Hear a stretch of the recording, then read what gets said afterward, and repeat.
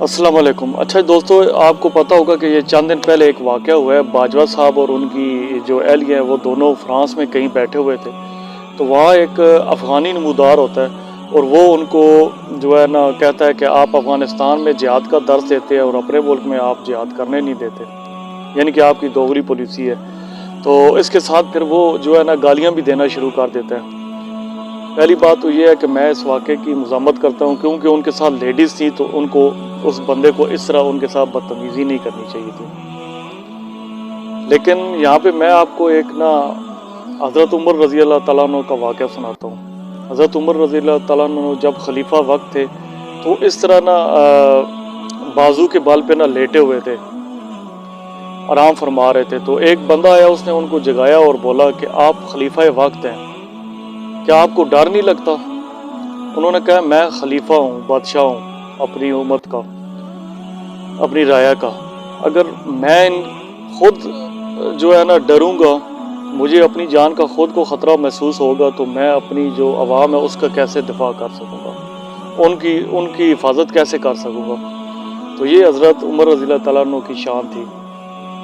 तो लेकिन इसके बरक्स जो हमारे हुक्मरान हैं या जो फ़ौजी हुक्मरान हैं पाकिस्तान में, जब भी उनकी मूवमेंट होती है तो रोडों को, स्कूलों को, कॉलेजों को बंद कर दिया जाता है, मुल्क को यरगमाल बना लिया जाता है। लेकिन अब ये फ्रांस में बैठे हुए हैं तो फ्रांस में बिल्कुल भी अकेले बैठे हुए हैं, ठीक है, अकेले बैठे हुए हैं। और यहाँ एक बात गौर तलब ये है कि अब वो बंदा एक साबिक आर्मी चीफ के साथ इस तरह बदतमीज़ी कर रहा है, लेकिन वहाँ पे आर्मी चीफ साहब की जुर्रत नहीं होती कि उस बंदे को हाथ भी लगा सकते हैं, क्योंकि वहाँ का कानून इतना सख्त है।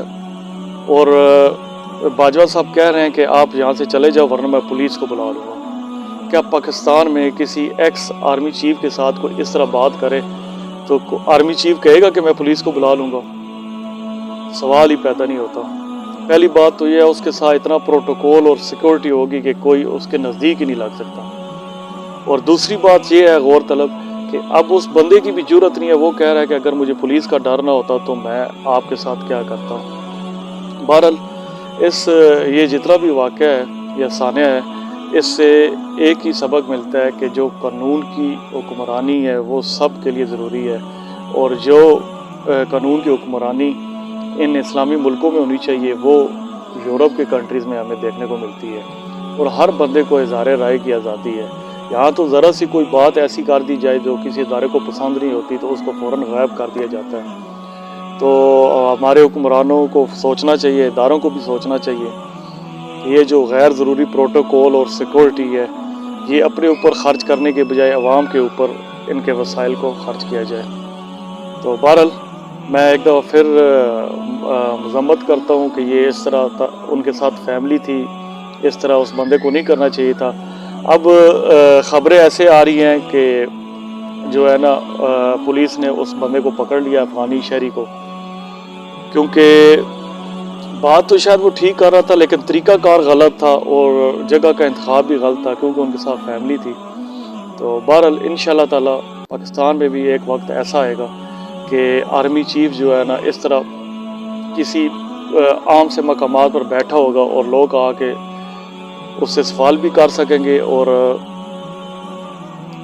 वो उसका जवाब भी देगा इंशाअल्लाह ताला। दुआ है कि अल्लाह ताला तरीक़े लब्बैक को कामयाब करे और ऐसी इस्लामी फलाही रियासत का कायम हो जहाँ आर्मी चीफ, सदर, वज़ीर आज़म सब कानून के सामने और अदलिया के सामने जवाब दें। तो दुआओं में याद रखिएगा। देखते रहिए मुदस्सर गोंदल व्लॉग्स। एक और नए व्लॉग्स के साथ मिलेंगे, तब तक के लिए अल्लाह हाफ़िज़।